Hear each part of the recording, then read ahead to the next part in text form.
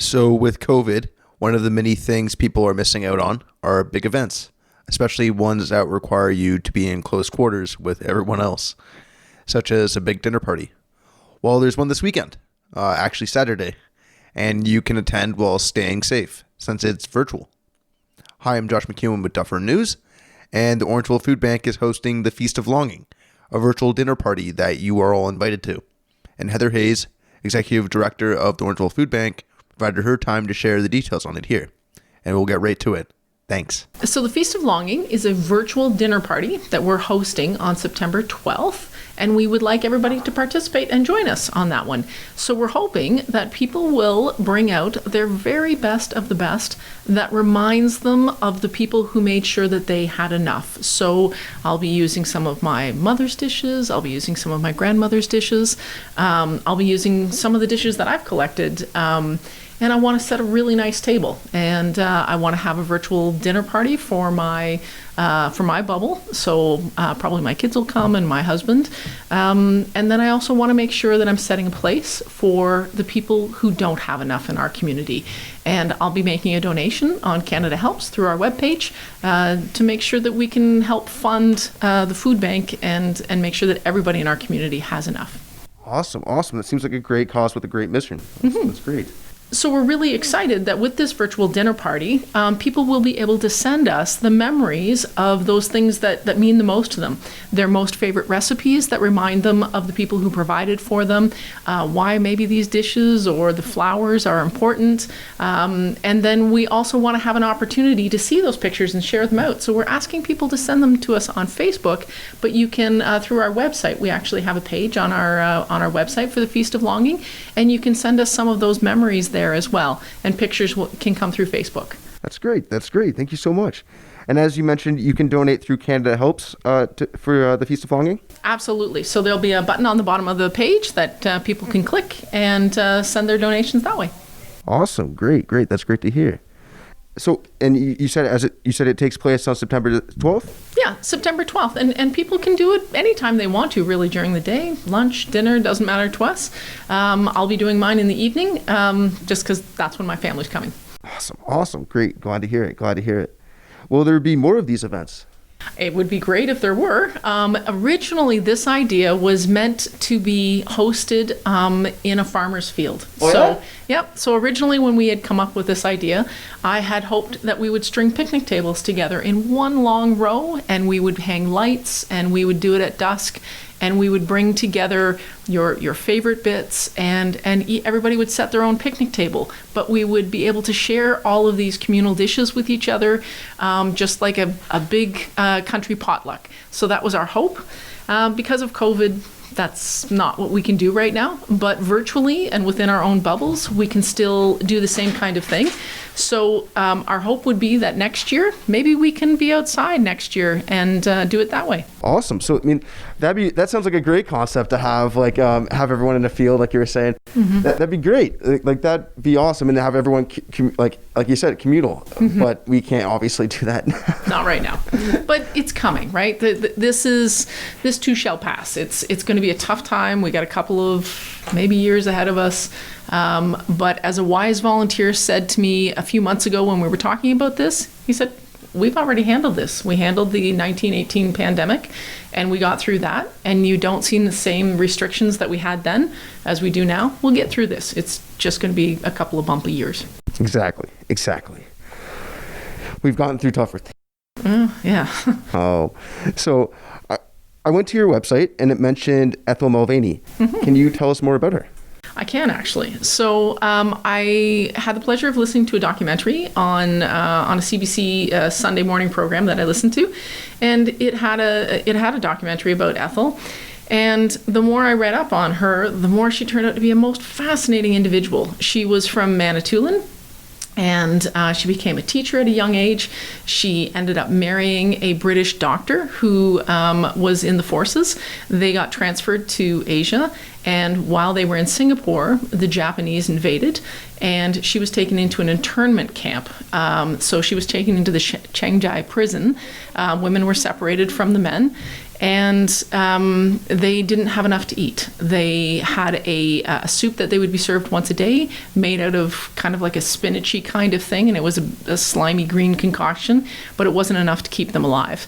And she writes about the fact that at one point she actually ate a 3-page National Geographic article, not realizing that it didn't have nutritional value. They would eat bugs to stay alive because they were a source of protein. And one of her friends was passing from tuberculosis, but had dropped down to 55 pounds through starvation and that sort of thing at the camp. And the friend really wanted her to talk about what kind of omelets that she had made. What did they taste like? What did they smell like? And so Ethel went through all of that, and the friend ended up passing a couple of hours later. And Ethel wondered if by talking about food, would it activate the salivatory glands, which I never say right, in the mouth and get people to sort of think that they're a bit fuller than they actually are, right? So in doing that, she started having people gather every afternoon in the prison, and they would talk about what beautiful feasts they would create for each other when they got home. What would be the dishes they would use, the flowers, the tablecloths, and then they started talking about recipes, and paper was very hard to come by. So what little paper they did have, they would write down these intricate recipes about what the meals that they would make and the things that were important to them and that they loved. And so after, Ethel spent about 1,300 days in the camp, and when she was released, she dropped to 80 pounds. And she took all of these recipes and she put it into the prisoner of war cookbook. And with that, she sold them out of a suitcase, and all of the money that she raised went back to the POWs who were still suffering the after effects of the war and being starved. And that was just one of the many things that Ethel did to keep people's spirits up and that sort of thing. And when I heard about that, it really reminded me about the power of food. We take food for granted every day. Your fridge is full, your cupboards are full, that kind of thing. And at the beginning of the pandemic, even people who had money had difficulty accessing food. And in these difficult times, maybe we need to celebrate food and what it actually means to us, should mean to us, and how it brings communities together in really dark times, but in really good times too. Funerals, we bring out little crustless sandwiches and that sort of thing. There's funeral food and there is birthday food and Christmas food, Thanksgiving food. And maybe because we're having such a hard time right now, maybe it's time to come back to simpler things, to those things that remind you of the people that may not be with you anymore, and just have a celebration of food and make sure that we have enough to share with other people as well. So that is the thoughts behind the Feast of Longing. Just a celebration, a quiet celebration for those who made sure that we always had enough, to make sure that other people have enough in our community as well. That makes a ton of sense. It does. For me, and I've told this story before, the year that we moved to where I grew up, my mother lost her job, and we didn't have a lot that year. I remember that my mother made me a peach house coat with lots of lace in the Holly Hobby's best form, because that was quite big back then, and made my sister a turquoise wool coat. And those were our Christmas gifts. And my father made us hangers out of wooden plywood, but painted them like dragons. And we managed to save one from a house fire many years later, which I gave to my nephew. But that year, my mother cooked because she was home, and she made a chicken soup with homemade egg noodles, the likes of which I've never had before and probably never will again. And my father on Sundays would make these big taco feasts and that sort of thing. Hamburger was really inexpensive back then. It's not so much now. And I'd give anything to sit at a kitchen table again and watch them cook and have my sister and, times of goodness and, yeah, so I'm remembering that, and those will be some of the things that I'll put together. The meal is going to be a mishmash of all kinds of things, but it's based on memories and of what people did for you in the past. So, That's awesome. That's awesome. And I mean, it's a terrific way to celebrate. Like, and I mean, we need that right now. People come together and be thankful, because we've gone through a lot already, and there's still more to come. Yep, there is. We got to take stock of what we have right now. Yep. So how are you adjusting to the new space here? We're loving the new space. Yeah? We're the boxes are getting unpacked of things. We're finding the right homes for the right things. We're living in the space. It's all coming together really nicely. And as you've seen online, it truly is just a beautiful space where food can gather and we can do what we do best, which is feed people. Awesome. That's great. So from what I understand, the food bank is continuing with the drive-through model for pickups? Yes, we are right now. We had talked about going to the shopping model at the beginning of September. It doesn't, we're all a little worried about what is going to happen with schools. What would a second wave look like? We're all anxious about that, and we're no different than anybody else. So we're going to hold off and let's see how things play out for the next little while. And we'd like to see that sort of farther into the fall, we'll look at a shopping model again. But it is our hope to get back to that as long as we can do it safely for everybody. That's smart, because I mean, I'm glad to see that safety is being prioritized, because I mean, there are other parts of the system where it's being less prioritized now, which is sad. Well, we're doing the best we can, and nobody has gone through a pandemic before, so we're all learning as we go, and we're all, as the information comes to us, we adjust processes and we adjust what we're doing. I think people are doing the best they can with the information that they have. Here with the physical distancing, the masks, with the sanitizing, the cleaning that gets done here at the food bank. We're waiting on a UV light system for the air to help take biologicals out of the air. So all of those different things that we're putting in place, we just want to make sure that we've got our game down before we have everybody into the building. Makes a ton of sense. Yeah. It's great to hear as far as that goes. Again, safety is needed. Absolutely. So is there anything that the food bank needs right now in particular? Well, I sound like a broken record every time we talk about this, but we always need lunch snacks and those snacky kinds of things for kids to be able to take to school. School hasn't stopped. It's been postponed a little bit, but lunches are still necessary to be taken. So we'll always need those. We always need size 6 diapers. They're the most expensive to buy. You know, for parents who've had kids at that stage, you're kind of getting a little done with it at the end of that. But it's still a necessity. So those things we still need, and all those other things that your family would need are exactly the same things that we need. So we need cleaning supplies. We need the condiments, the spices that you would use to cook with. We talked last time that there isn't an entree out there that doesn't typically start with some kind of fat to get it off the ground. We never get those kinds of things here at the food bank. We are very, very grateful for the Give a Row, Grow a Row. So the people who've planted produce in their garden and donating to us, we've got cascades of tomatoes and zucchinis and beans and peppers and all those things coming, which is awesome. So we're able to distribute a tremendous amount of fresh produce because of that. So we thank everybody for that. And with the money that we've set aside and past donors and funders, we're able to make sure that we provide milk and eggs and proteins and things like that. So again, we're all in this together, and the community makes sure that we can do what we do. That's so great. That's so great. It is. Awesome. So is there anything else you'd like to mention to the people of Dufferin?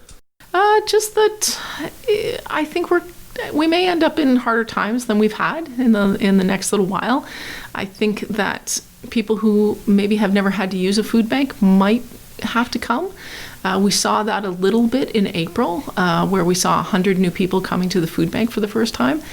And so we're anticipating that may happen again. Evictions are back on the table as of September 1st, which will make it very difficult for people as we transition from one income replacement, the CERB, into something that sounds a little bit like a guaranteed income. We may see more people as that sort of transitions over, but that it takes a lot of courage to come to the food bank, and we'll do everything that we can to make it a easier experience for people. But we'd rather help out now and give people that bit of a breathing room, because perhaps they might need those funds later on as they come. And we know that individuals who might be middle income might be starting to dip into their visas now if they haven't already. Lines of credit, maybe they're looking at another mortgage, maybe they're going to family. If we could be of assistance ahead of time to give them a bit more space, we would love to be that for people. But it's hard to come here, and we really know that. So if people want to have a conversation with us or call us ahead of time to see what we can do to help, we'd love that. Yeah, don't wait till it's too late. No. What can we do to help? We're all in this together, right? And it is by the grace of whatever you believe in that we're coming through the front door or the back door, right? It could happen to any of us. And in fact, our volunteers and some of the people that work with us have had to use the food bank in the past as well. Again, we're all in this together. So, yeah. Thank you so much for your time, Heather. I appreciate it. What's the best way to contact you? Flip us an email. So you can flip us an email at administration@orangevillefoodbank.org or give us a call, 519-942-0638, and we would love to talk to you. Awesome. And from what I understand, you have some new hours as well. We do. So we'll be closed Mondays going forward. Tuesdays, we're open from 10 to 1. Wednesday nights are still 5 to 8. Thursday and Friday, 10 to 1. And then now we're going to be open on Saturdays so that families that have to commute or work outside of the area will have an option of coming to the food bank, and we'll be open from 9 until 12 on Saturdays as well. That's great. It is. That's great to hear. That's awesome. Mm-hmm. Awesome. Well, again, thank you so much for your time, and I really do appreciate it. No problem. Thank you. Thanks. So you heard Heather. The Feast of Longing takes place this Saturday, September the 12th, and you can take part by going to the Orangeville Food Bank's website and registering, in addition to being able to make a donation. Don't forget to share your photos or video, such as of a recipe or a story behind a memory, with details on who you are honoring and how it relates to supporting friends, family, and neighbors who may be hungry. You can send this to the Orangeville Food Bank's Facebook page, and they'll share it so that the whole community can see. The more people that join, the bigger the feast. The more donations that are made, the bigger future feast will be for more people. I know I'll be taking part, and although I won't be cooking anything, I know exactly what I'm getting this Saturday, as it's been way too long since I've been there, and I know they've been a big help to the community. Anyways, I'm Josh McHugh with Dufferin News. Big thanks to Heather for her time, and hopefully I'll see you this Saturday at the Feast of Longing. Thanks.